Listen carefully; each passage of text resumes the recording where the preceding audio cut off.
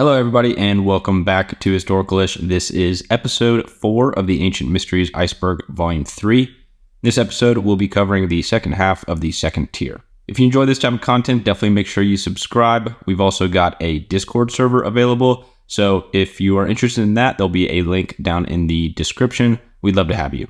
But without further ado, let's jump right in. Number 11, Super Henge. Super Henge, officially known as Durrington Walls, is an enormous Neolithic monument located near Stonehenge, and within the Stonehenge, Avebury, and associated sites UNESCO World Heritage Site in Wiltshire, England. This site gained attention and the nickname Superhenge following the discovery in 2015 of evidence suggesting a much larger complex of monuments than previously understood, potentially rivaling the significance of Stonehenge itself. Durrington Walls is one of the largest henge monuments in Britain, originally consisting of a large circular bank and ditch enclosure measuring around 1,500 feet in diameter, enclosing an area of about 12 acres. The site dates back to approximately 2500 BC, roughly contemporary with the later stages of Stonehenge's construction. It is believed to have been a settlement or ceremonial site used by the builders of Stonehenge, with the two sites connected both physically by the River Avon and symbolically through their architecture and potential usage. So back to the discovery. In 2015, the discovery that led to the site being dubbed Superhenge came from an extensive underground survey project called the Stonehenge Hidden Landscapes Project. Using advanced geophysical imaging techniques, researchers found evidence of up to 90 previously unknown large stones or megaliths buried beneath the bank of Durrington Walls. These stones, some of which are estimated to have stood up to 15 feet tall before being toppled over, lie in a C-shaped formation and are thought to date back to the same period as the henge's original construction. So the discovery of these buried stones has led to various theories about the original purpose and design of Durrington Walls. The first is a ceremonial complex. The size and the layout of the stones suggest that Durrington Walls was part of a vast ceremonial landscape. The site's proximity to Stonehenge and its alignment with the solstice axis does kind of give credit to theories that it was used for rituals related to the solstices or other astronomical events. There's also the theory that it was a site of gathering. Given the evidence of feasting and domestic structures found nearby, some archaeologists propose that Durrington Walls served as a place of gathering for people from across the region, possibly in connection with the ceremonies that were held at Stonehenge. And there's also some theories that state that it was just a monumental facade. The arrangement of the buried stones suggests that they could have formed a striking monumental facade for visitors approaching the site, which could have served to impress or convey a message about the community's power and their resources. But in general, the discovery at Durrington Walls has significant implications for our understanding of Neolithic Britain and the Stonehenge landscape. It highlights the complexity and sophistication of Neolithic society and suggests that the region around Stonehenge was a focal point for ceremonial activities on a scale significantly larger than previously recognized. This does challenge our traditional understanding of Stonehenge itself, but also challenges our ideas of what the Neolithic society was like and what their ideals were and how they worshipped their gods and had their ceremonies. Number 12, Westcar Papyrus. The Westcar Papyrus is a significant ancient Egyptian text dating to the Second Intermediate period, which was around 1650 BC, though the stories it contains are thought to be much older, possibly originating from the Old Kingdom, circa 2686 to 2181 BC.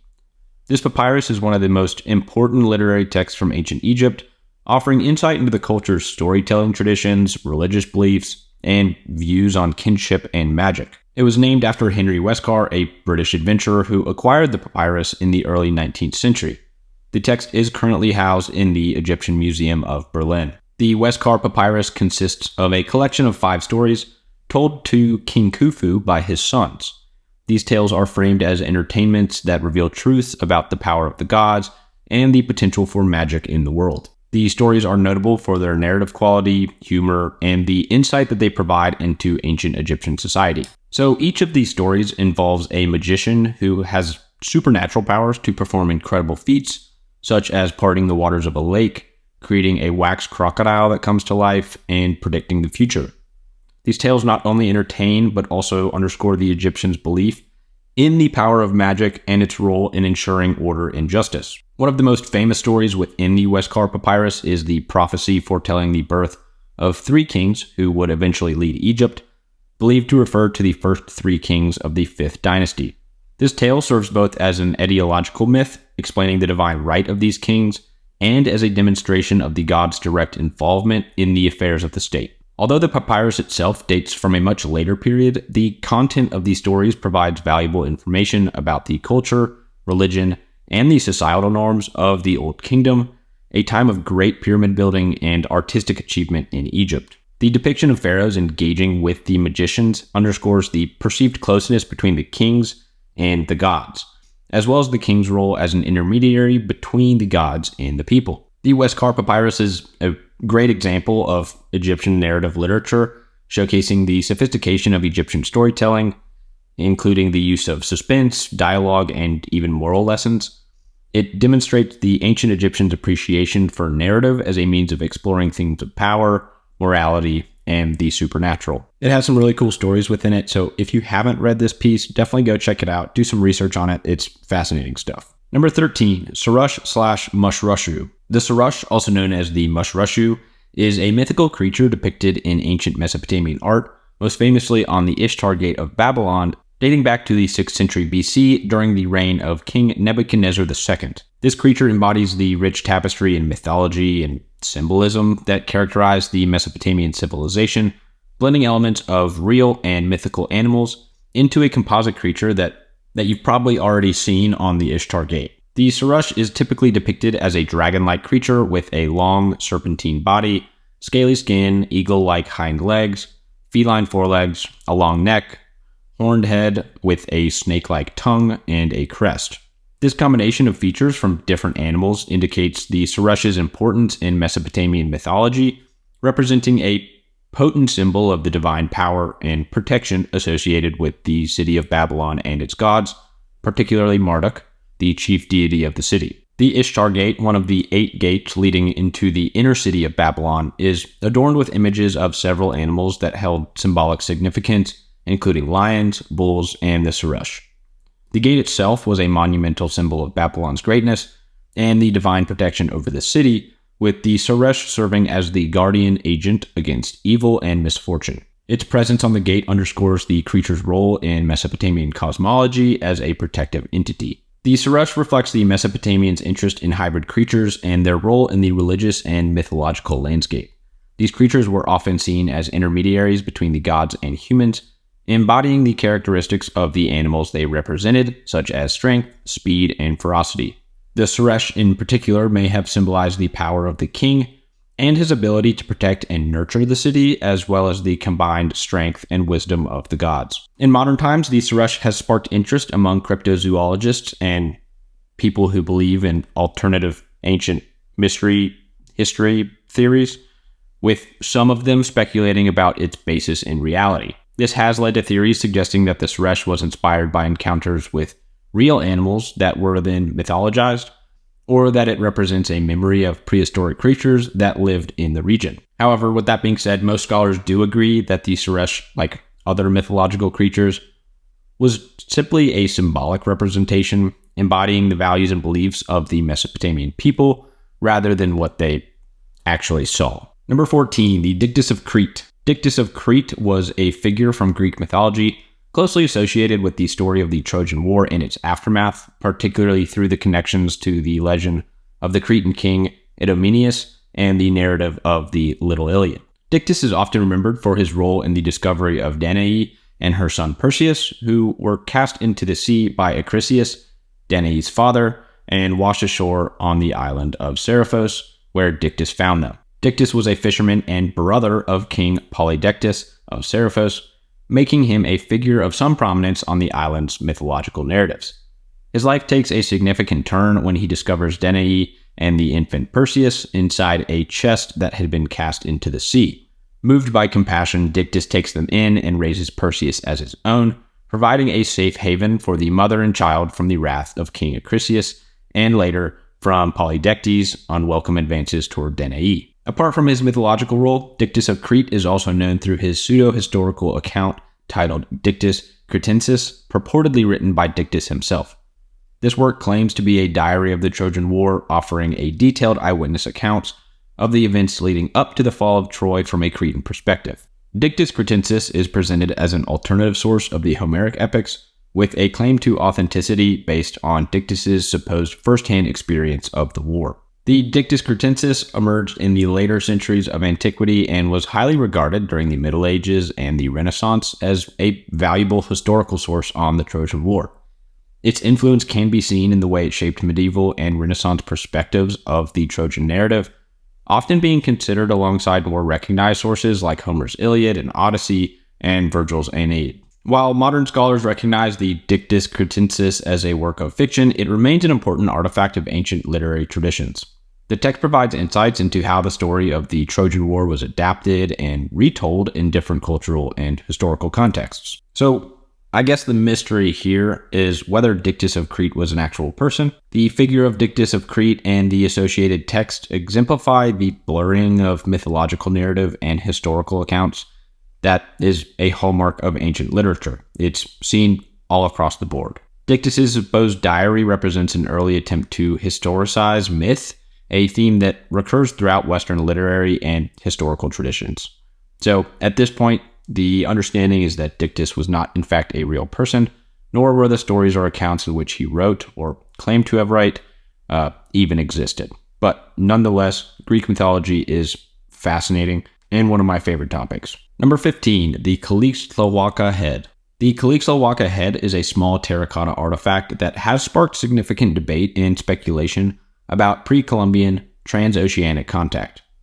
Discovered in 1933 during excavations led by archaeologist Jose Garcia Peon in the ruins of Calixtlahuaca, located in present-day Mexico State, Mexico, the head has been cited as evidence of Roman presence in pre-Columbian Mesoamerica. The site itself was once inhabited by the Matlatzinca people before the Aztec conquest in the 15th century. The head is roughly 5 centimeters in height and depicts a bearded man, which is notable because depictions of bearded individuals are extremely uncommon in pre-Columbian Mesoamerican art. Its stylistic features have led some to suggest that it may represent a Roman, possibly dating from the 2nd to 3rd centuries AD. The terracotta material and the craftsmanship have fueled arguments both for and against its authenticity and significance regarding transoceanic contacts. The discovery of the head has been a huge controversy, primarily due to the implications of accepting it as evidence of early contact between the Old World and the New World prior to Christopher Columbus's arrival in 1492. Critics of the theory of Roman contact argue that the head could have been a modern object that was somehow introduced into the archaeological layer, or that it might represent a case of convergent cultural development rather than direct contact or influence. Attempts have been made to date the head and the context in which it was found, but these have not conclusively established its age. The lack of definitive contextual information complicates efforts to understand how the artifact came to be at Calixtlahuaca. Also, I apologize for any mispronunciation of any of these locations. If any of my viewers from Mexico can correct me on that, I would be greatly appreciated because it doesn't just pop up when you Google it, and the videos are all different. But back to it. Many archaeologists and historians remain skeptical of the head being evidence of pre-Columbian transoceanic contact, citing the need for more compelling evidence to support such a claim, not just the head itself. The mainstream view holds that the artifact does not conclusively prove Romans visited or had direct contact with the inhabitants of Mesoamerica. The people in this boat hold that there should be significantly more evidence to support this pre-Columbian transoceanic contact than there is. Like, if this is the only thing that they can show to try to prove pre-Columbian transoceanic contact, it doesn't hold much validity until other evidence is collected. But, I mean, if the hypothesis of Roman contact with Mesoamerica were proven true, it would have profound implications for our understanding of world history, suggesting a level of interconnectedness and maritime capability not currently attributed to ancient civilizations. It would necessitate a reevaluation of the history of exploration and cultural exchange that we have never seen before. Number 16, the Black Pyramid of Amenemhat III. The Black Pyramid of Amenemhat III, located in Dashur, Egypt, is an ancient structure built during the Middle Kingdom of the pharaoh Amenemhat III, who reigned during the 12th dynasty, roughly 1860 to 1814 BC. Unlike the iconic Giza pyramids, the Black Pyramid is less well known, but significant for its unique construction features and the insight it offers into the evolution of Egyptian pyramid building techniques. Its name derives from the dark color of its exposed core structure, which is visible due to the decay of its outer casing stones. The Black Pyramid marked a departure from the traditional pyramid building methods of earlier dynasties. It was constructed using mud brick encased in a limestone shell, a technique that, while innovative, ultimately led to the pyramid's instability and dilapidation over time. The core of the pyramid was built with a network of mud brick and stone walls forming a web-like structure intended to bear the weight of the superstructure, a design choice that was likely a response to the structural failures of previous pyramids. Amenemhat III was a prominent pharaoh known for his contributions to the prosperity of Egypt, particularly through irrigation projects and increased arable land. His reign is considered a high point of the Middle Kingdom, and he was commemorated with two pyramids, the Black Pyramid in Dashur and another in Hawara near the Fayum Oasis. The latter is better preserved and famous for the Labyrinth, a vast mortuary temple complex that Herodotus claimed surpassed the pyramids in grandeur. The pyramid originally formed part of a larger mortuary complex, including a mortuary temple, causeway, and subsidiary structures. The complex housed the burial chambers of Amenemhat III and his daughter, as well as possibly other members of the royal family. These chambers, accessible by a series of intricate passageways, offer some good insights into the burial practices and architectural innovations of this specific period. The pyramid has suffered extensive damage due to its construction materials and methods, as well as looting, obviously, and natural erosion. The mud brick core, exposed after the limestone casing stones were removed or eroded, has contributed to the pyramid's nickname. Despite its dilapidated state, the site remains a critical source of archaeological information about the Middle Kingdom. Excavations at the Black Pyramid have faced challenges due to the structure's instability and groundwater issues, which have complicated efforts to study the pyramid and its associated complex.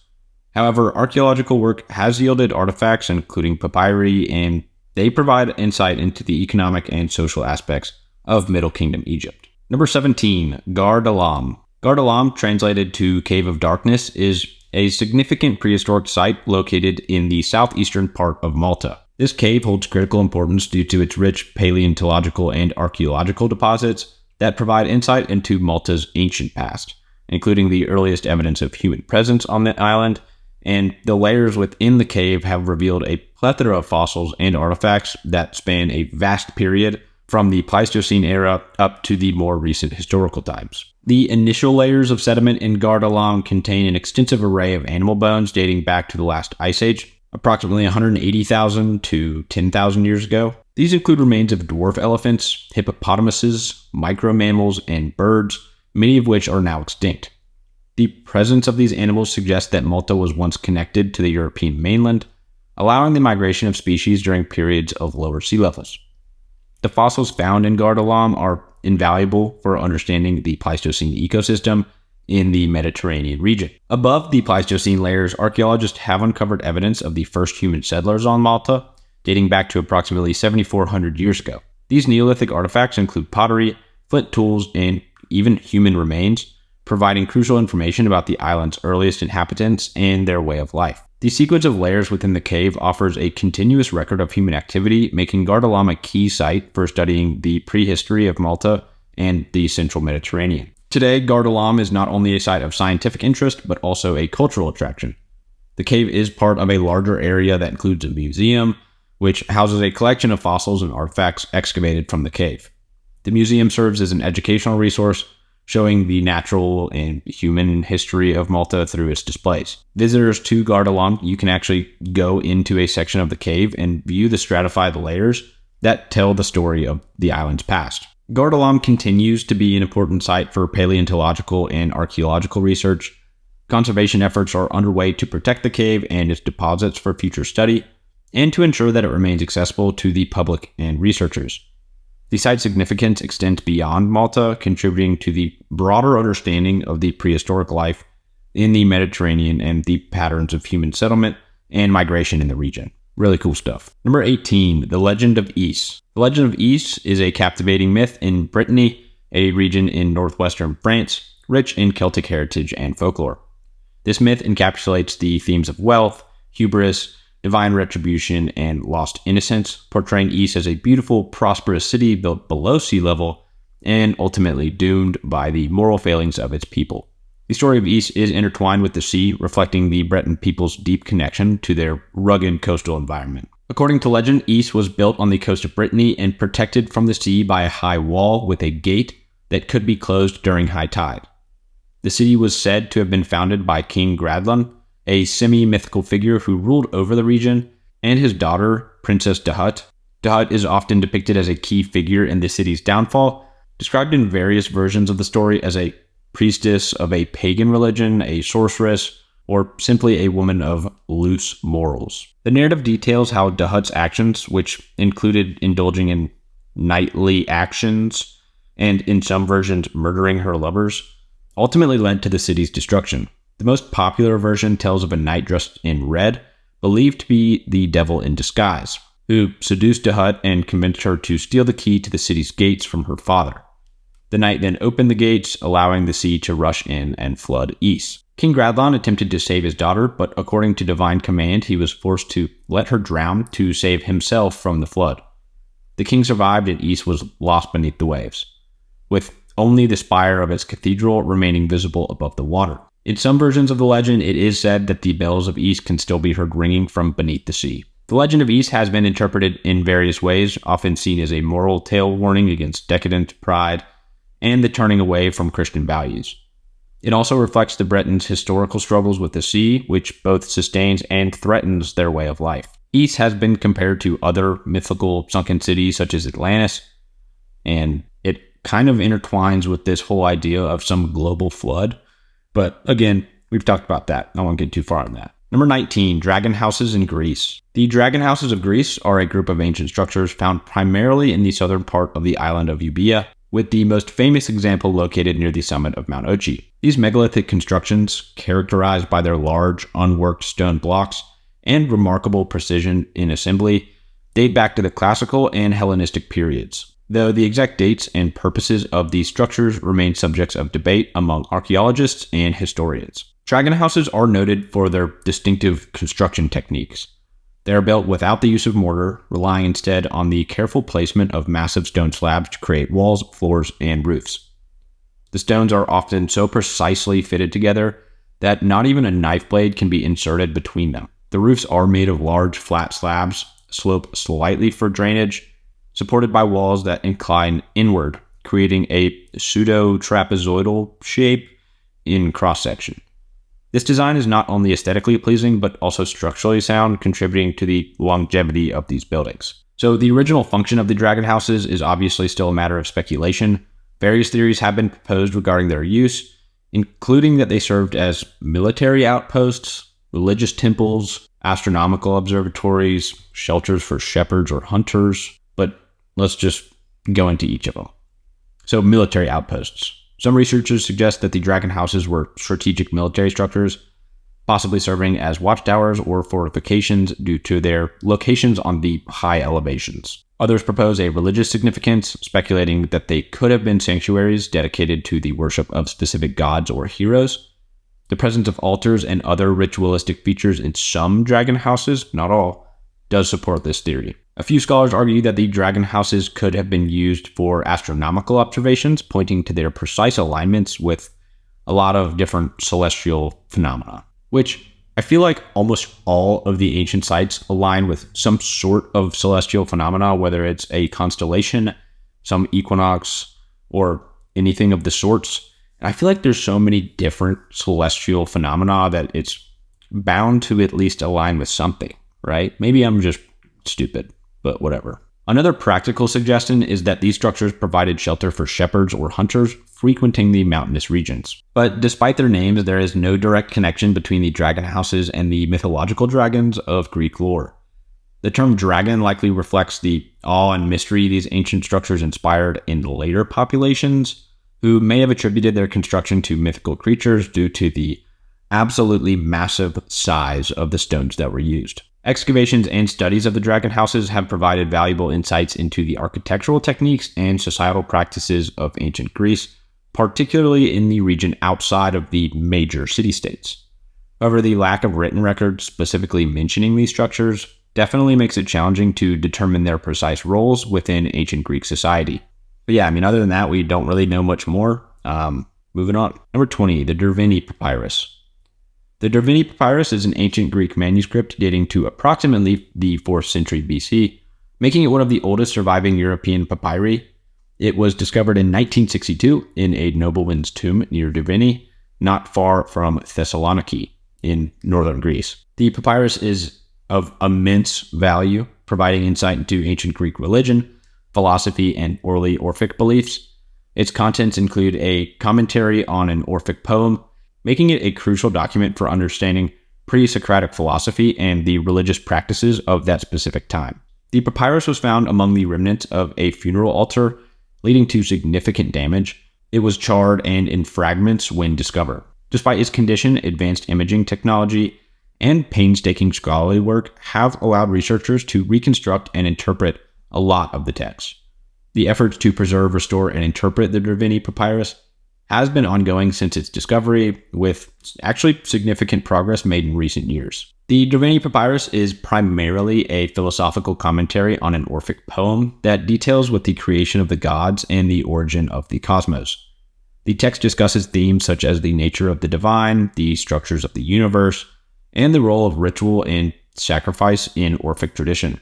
It references early Greek thinkers and bridges the gap between mythological religious thought and the emerging rational philosophy that would come to characterize classical Greece. The author of the commentary, while not definitively identified, demonstrates a sophisticated understanding of the allegorical interpretation, suggesting that the mythical narratives of the Orphic tradition can be understood in terms of natural philosophy.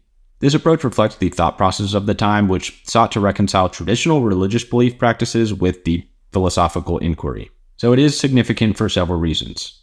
It is one of the oldest manuscripts found in Europe. It provides a direct link to the intellectual traditions of ancient Greece, offering a glimpse into the transition from mythological to philosophical thought. The document is a key source for the study of Orphism, a religious and philosophical movement that predates the Socratic philosophy.